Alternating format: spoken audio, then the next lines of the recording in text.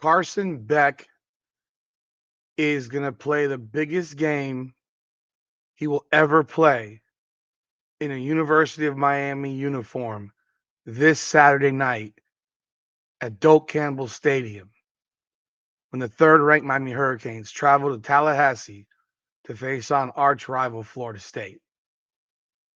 Carson Beck has played everybody. He's had all the experiences, but he's never played in Tallahassee. He's never worn a Hurricane uniform at Doak Campbell Stadium. He's never been a part of this rivalry. And now he has the opportunity to become a part of one of the greatest rivalries in college football history. And Carson Beck is ready for that challenge.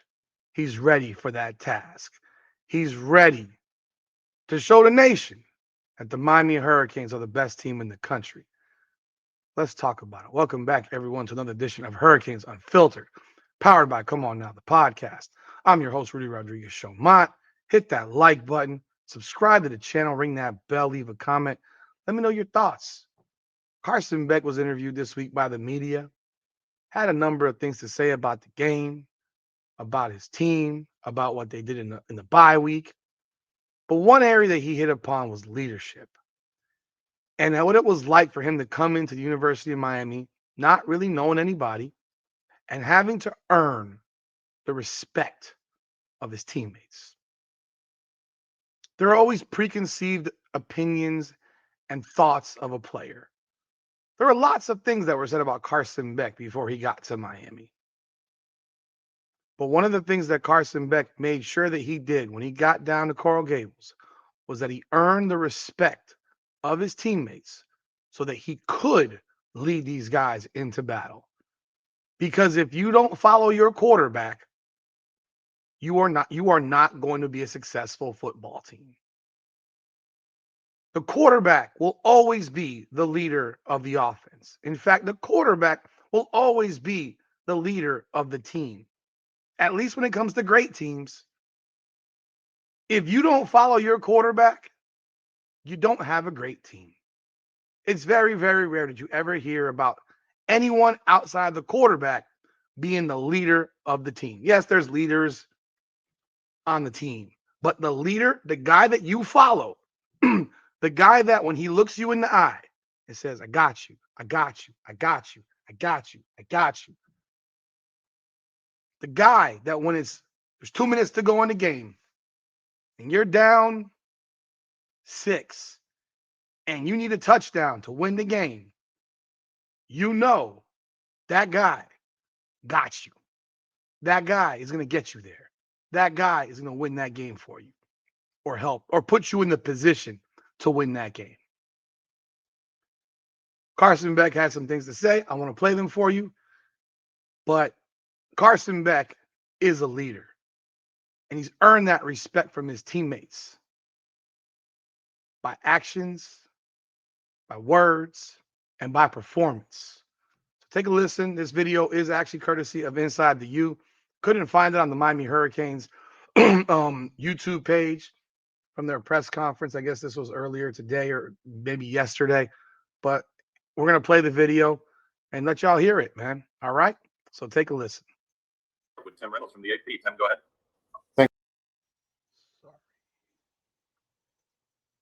Thanks, Carter. Carson, good morning.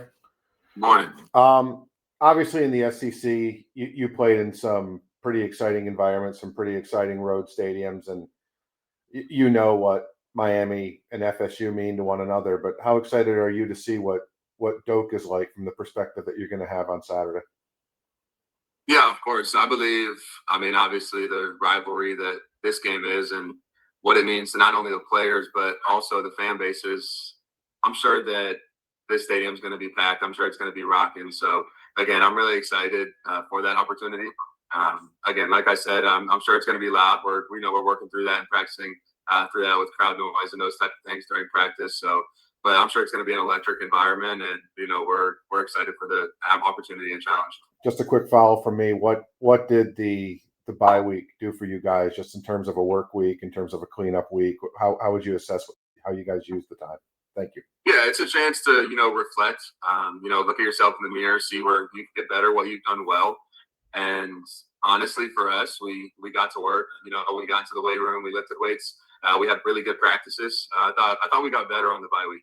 And obviously, towards the end of the week, you start to look ahead to your next opponent, which is obviously Florida State in this instance. So, we were able to focus on ourselves, but also start to get kind of a jump on what we were going to do, heading into this week. So that was a really good week for us, and I thought we got a lot better.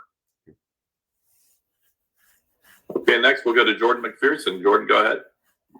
Yeah. Hey, Carson, 2 questions. First one, sort of build off of Tim's first question with the hype, the excitement, the juice that comes with a rivalry game. How do you balance feeding off of that and also trying not to let it become too much as you guys try to focus on the task at hand and obviously your guys' goals for the season? I think it's always about football. I think the more that you just focus on what's actually important, right? Their fans aren't on the field, right? So just don't let it affect you. Just play football. Communication has to be elite.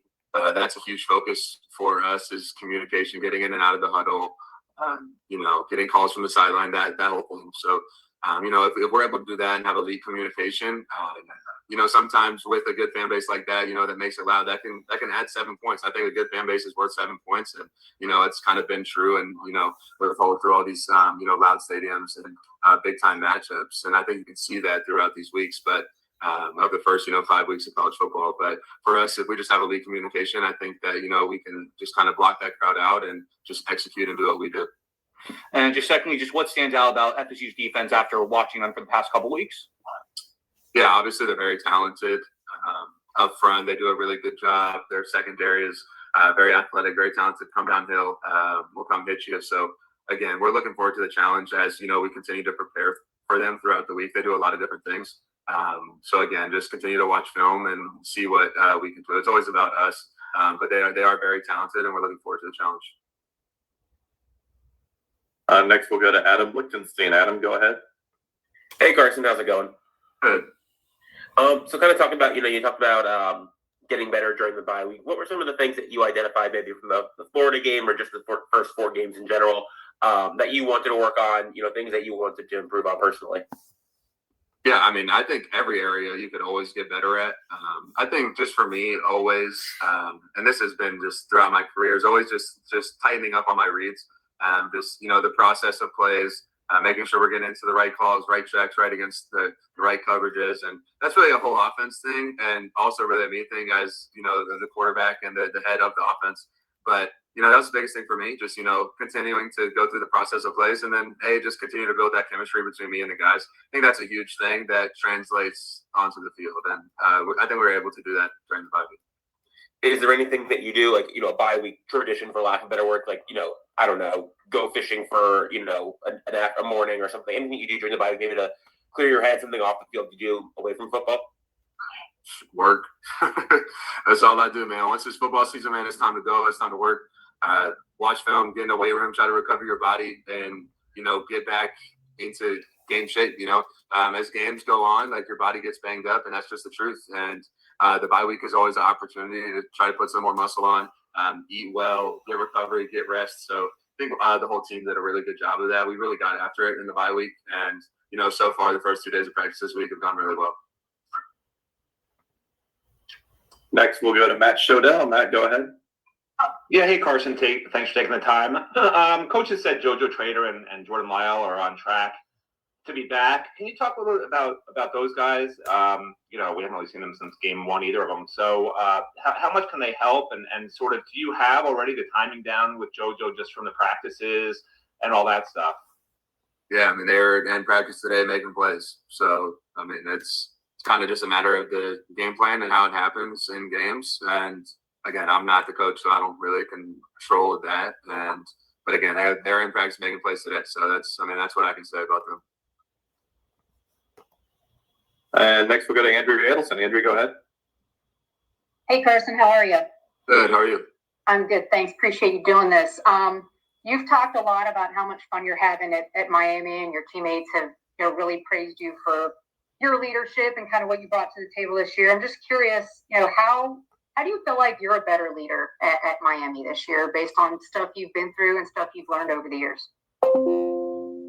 A great question. I think for me, the biggest thing in realizing, like, I shouldn't say realizing, but I think the biggest thing to developing as a leader is follow other good leaders, right? So Coach Cristobal, right, is a new leader in my life that I've met, right? He's the head of our team. And he's done a great job of kind of showing me different ways to, be able to lead and being vocal in the right moments, but also being quiet and silent and leading by example in other moments. But really for me, I think the biggest thing was just developing connection, relationship, chemistry with the guys around me.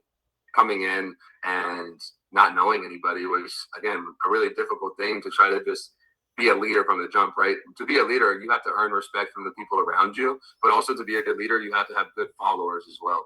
So it's kind of a give and take thing, and there are a lot of guys on this team that accept kind of that role, and that's not a bad thing necessarily. I'm not saying that in a bad way that he's a follower, no, like, to be a good leader, you need guys that are gonna follow behind and follow your leadership and trust and respect that the way you've done it before and that you're gonna lead them to a good place. So again, it's a give and take sort of thing, and I think this team has done a good job with that. Do you feel? I guess I shouldn't have said how are you a better leader. I should have just asked, do you feel like you're a better leader this year? I mean, yes. I think you're constantly getting better, and as the years go on, you continually get better as long as you're focused and you're locked in and trying to be better, if that makes sense. So, but again, I think that a big part of that is also the people around you and guys willing to follow. And I think our team has done a really good job of that. We also have other really good leaders on this team.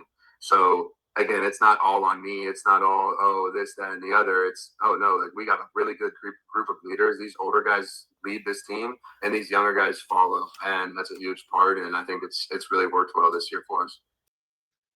So there you have it. Thank you to Inside the U. All credit to Inside the U on that video because I could not find it, but appreciate that. And I got some things to say about what he had to say. I mean, one, I did notice that he really didn't speak too much on Jordan Lyle, or he didn't speak much on Jordan Lyle or the situation with let me repeat that. He didn't speak much on Jordan Lyle or JoJo Trader. And I think that pretty much tells you that I don't know what we're going to see from them this weekend. Probably not much. Don't expect much.